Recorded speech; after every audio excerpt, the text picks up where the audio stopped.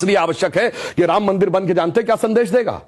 दुनिया का इतिहास भरा पड़ा है कि भाई भाई की गर्दन काट के गद्दी पे बैठा, बेटा बाप को मार के गद्दी पे बैठा। यह दुनिया को यह संदेश देगा कि एक ऐसा भी महापुरुष है, एक ऐसे भी भगवान है, एक ऐसी महान संस्कृति है जहां पिता के एक वचन के लिए संपूर्ण राज्य छोड़कर बेटा जंगल में चला जाता है। जहां जिसको राज मिलने वाला होता है वो खड़ाऊ रख के शासन करने लगता है, दूसरा भाई जंगल में चला जाता है। यह संदेश देगा।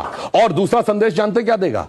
आज दुनिया में देखिए क्या है, रशिया ने यूक्रेन पर अटैक किया हुआ है, हमास ने इजराइल पर अटैक किया हुआ है, चाइना ने पहले तिब्बत को एक्वायर किया, अब ताइवान के ऊपर नजर है, कुवैत को इराक ने कैप्चर कर लिया। एनेक्सेशन, सब्जुगेशन एंड डोमिनेशन, पूरी दुनिया में कॉन्फ्लिक्ट है।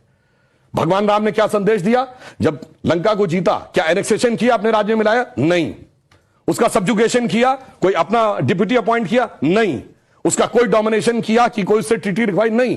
कहा भाई अपने अपने धर्म का पालन करो, बस हम इतने ही में करते हैं। तो पूरी दुनिया को जियो पॉलिटिकल संदेश अगर कोई देगा तो वो ये देंगे। और मैं एक बात और कहना चाहता हूं, जो आपने कहा राम शब्द का अर्थ जानते क्या है? रम धातु से बना है। जैसे आपने हिंदी में और संस्कृत में शब्द सुना होगा रमणीक स्थान, रमता जोगी, यानी जिसमें चीज सेटल हो। राम शब्द का संस्कृत में अर्थ है रमन्ते इति रामः, अर्थात वह एलिमेंट जिसमें संपूर्ण संसार सेटल्ड है। और वो एलिमेंट का संघर्ष किससे है? दशानन से, 10 मुख वाले रावण से, उसकी 10 इंद्रियों की बहिर्मुखी पिपासा से। और राम उत्पन्न कैसे होंगे? राम के पिता क्या नाम है? दशरथ।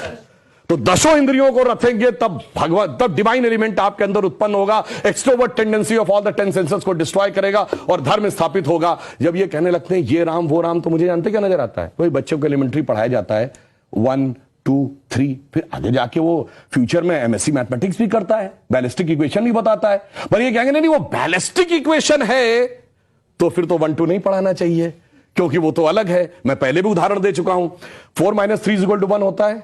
आप सब ने जब क्लास 2nd 3rd में एडिशन सब्ट्रैक्शन सीखा होगा, अगर आप 3 - 4 करते टीचर डांट देती थी, बेवकूफ। ये नहीं पता कि 3 - 4 नहीं हो सकता, पर 3 - 4 होता है -1। ये बताएंगे -1 का स्क्वायर रूट होता आई, जो सारी बैलिस्टिक इक्वेशंस का मेन अंग।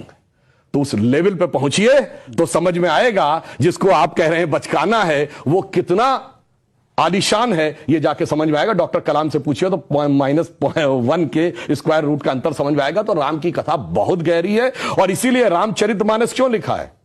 राम के चरित्र को मन में धारण करिए।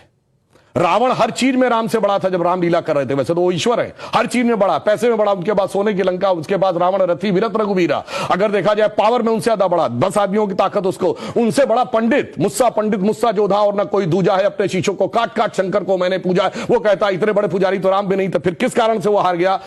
चरित्र में राम बड़े थे। इसीलिए तुलसी ने कहा रामचरितमानस। और चरित्र की याद दिलाएगा यह मंदिर, जो सिर्फ भारत के लिए नहीं पूरी मानवता के लिए श्रेष्ठतम मानवीय मूल्यों का प्रतीक होगा। इसलिए 21वीं सदी का महान भारत बगैर राम मंदिर के संभव नहीं था। इसीलिए अमृत काल के उषा काल में राम मंदिर उभर के सामने आ रहा है। बहुत